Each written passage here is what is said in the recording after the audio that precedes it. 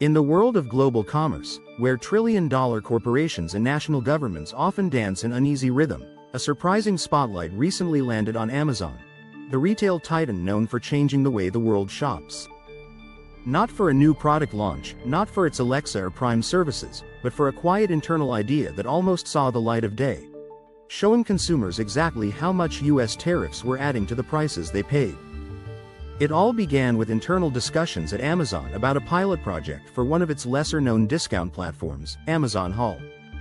The idea was to display, line by line, how much tariffs imposed by the Trump administration were inflating the costs of imported goods. The intent was simple on the surface: transparency. In a marketplace increasingly driven by price-conscious consumers, Amazon saw a potential advantage in helping people understand where their money was going. But even simple ideas can carry massive implications. This pricing breakdown would not just inform, it would make a political statement, however indirectly. For shoppers scrolling through listings of electronics, clothing, or kitchen appliances, the words, "Tariff cost, $23.50, beside the final price would say more than 1,000 political ads. It would make the impact of trade policy tangible, personal, and impossible to ignore. Word of the initiative didn't stay inside Amazon's virtual walls for long. Soon, reports emerged detailing the concept. That's when the pushback began.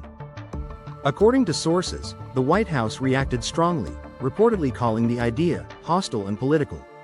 For an administration that had repeatedly defended the tariffs as necessary for protecting American jobs and punishing unfair trade practices, especially with China, this public accounting struck a nerve. Amazon, in response, clarified that the pricing labels were never implemented and had only been discussed for Amazon Haul, a niche arm of the company. There were no plans to apply this to the main marketplace, and the idea had not even been approved. But the story was out. And so was the underlying message.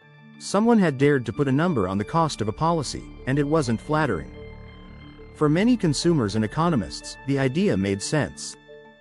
After all, tariffs are essentially taxes, paid not by foreign companies, but by importers and, ultimately, by the consumers who buy the products. Yet because they're often baked into prices invisibly, the true cost of these policies is rarely seen. Amazon's move, if implemented, would have changed that. This incident peeled back the curtain on a much larger conversation, one that goes beyond any single administration or company. It highlighted the uneasy line tech giants must walk when their data, algorithms, and platforms begin to reflect political or economic realities. Amazon wasn't trying to take a side, at least not overtly. But truth, when clearly presented, has a power all its own. For Jeff Bezos, founder of Amazon and longtime critic of Donald Trump, the moment had even deeper layers. While Bezos no longer serves as CEO, the historical tension between the two figures made Amazon's move feel more pointed to political observers.